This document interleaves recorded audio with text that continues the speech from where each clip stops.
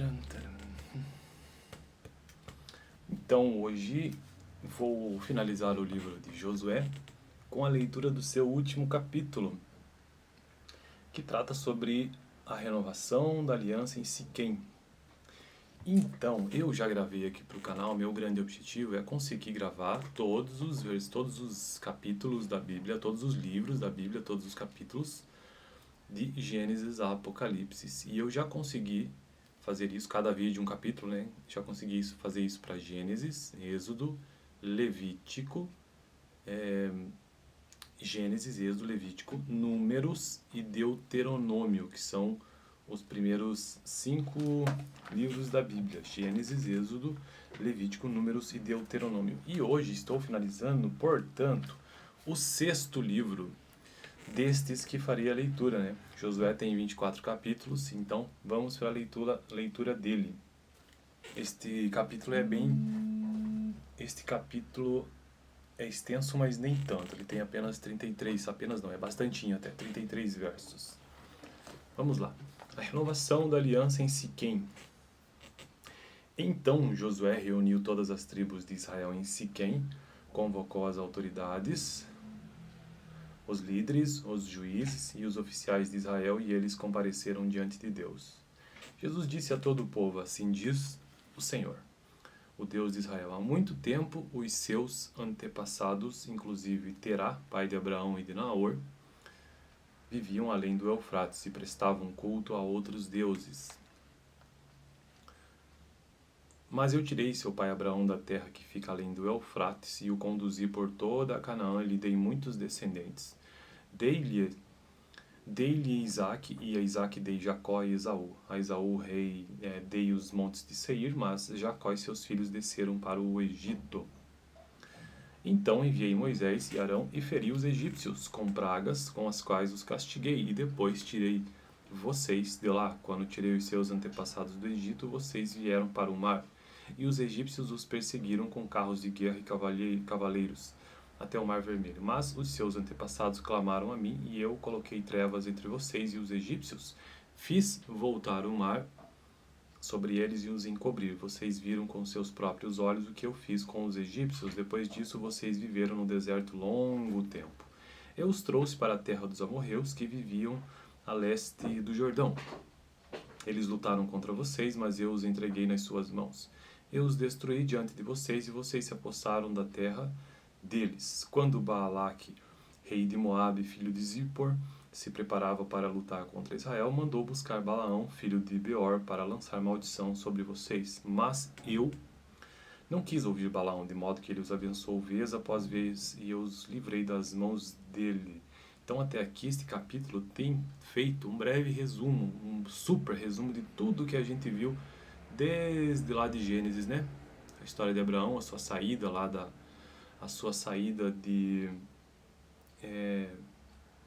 da região do Eufrates, muito distante, até mais recentemente. Depois, vocês atravessaram o Jordão e chegaram a Jericó. Isso já é no livro de Josué mesmo. Os chefes de Jericó lutaram contra vocês, assim como os amorreus, os ferezeus, os cananeus, os hititas, os girgazeus, os heveus e os jebuseus, mas eu os entreguei nas mãos de vocês. Eu lhes causei pânico para expulsá-los de diante de vocês, como fiz aos reis amorreus. Não foram a espada e o arco que lhes deram a vitória. Foi assim que lhes dei uma terra que vocês não cultivaram e cidades que vocês não construíram. Nelas vocês moram e comem de vinhas e olivais que não plantaram. Interessante, né? Que Deus tenha feito isso a eles, né? Eles colheram frutos daquilo que eles mesmos não fizeram, apenas agiram por fé lá atrás. Na verdade, os seus antepassados agiram por fé e a sua descendência que colheu. Agora temam ao Senhor e sirvam-no com integridade. Joguem fora os deuses que os seus antepassados adoraram além do Eufrates e no Egito, e sirvam ao Senhor. Se, porém, não lhes agrada servir ao Senhor, escolham hoje a quem irão servir, se aos deuses que os seus antepassados serviram além do Eufrates, ou aos deuses dos amorreus em cuja terra vocês estão vivendo. Mas eu e a minha família serviremos ao Senhor. Então o povo respondeu: longe de nós. Veja bem, então Deus aqui apenas colocou diante deles um caminho, ou obedece ou não obedece. Não pediu mais nada, só isso. Então o povo respondeu: Longe de nós abandonar o Senhor para servir outros deuses. Foi o próprio Senhor, o nosso Deus, que nos tirou, a nós e a nossos pais, do Egito, daquela terra da escravidão, e realizou aquelas grandes maravilhas diante dos nossos olhos. Ele nos protegeu no caminho entre as nações pelas quais passamos. Além disso, o Senhor expulsou de diante de nós todas as nações, inclusive os amorreus que viviam nesta terra. Nós também serviremos ao Senhor, porque Ele é o nosso Deus. Josué disse ao povo: vocês não têm condições de servir ao Senhor. Ele é Deus santo, é Deus zeloso. Ele não perdoará a rebelião e o pecado de vocês. Se abandonarem o Senhor e servirem a deuses estrangeiros, Ele se voltará contra vocês e os castigará. Mesmo depois de ter sido bondoso com vocês, Ele os exterminará. O povo, porém, respondeu Josué: de maneira nenhuma, nós serviremos ao Senhor. Disse então Josué: vocês são testemunhas contra vocês mesmos de que escolheram servir ao Senhor. Aqui eles fizeram uma escolha aparentemente racional.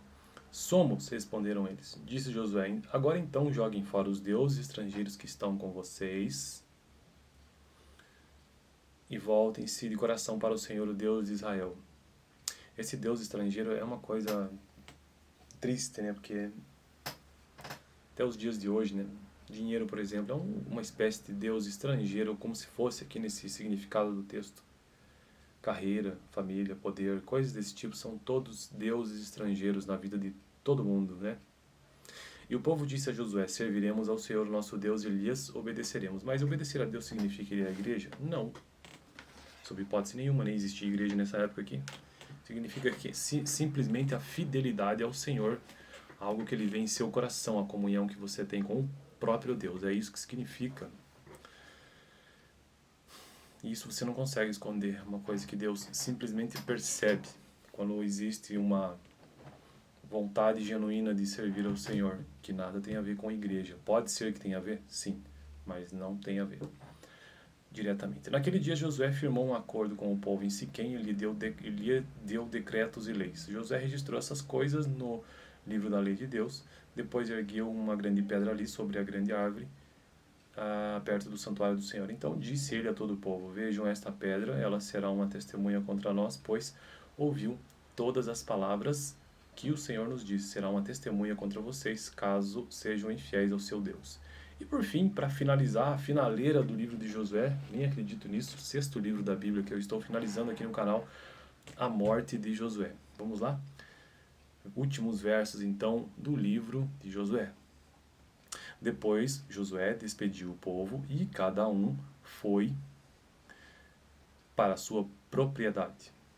Cada um já tinha sua propriedade aqui, ó. Aí quem é contra a propriedade privada está cometendo um erro. Passado algum tempo, Josué, filho de Num, servo do Senhor, morreu. Tinha 110 anos de idade e o sepultaram na terra que tinha recebido por herança, em Timnat-Sera, nos montes de Efraim, ao norte do Monte Gás. Israel serviu ao Senhor durante toda a vida.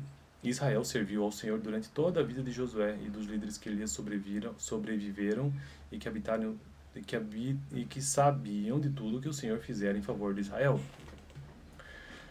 Os ossos de José, que os israelitas haviam trazido do Egito, então esses ossos não ficaram lá no Egito, foram enterrados em Siquém, no quinhão da terra que Jacó havia comprado dos filhos de Amor, ou Amor, pai de Siquém, por 100 peças de prata. Aquele terreno tornou-se herança dos descendentes de José. Sucedeu também que Eleazar, filho de Arão, morreu e foi sepultado em Gibeá, que fora dada a seu filho Finéias nos montes de Efraim.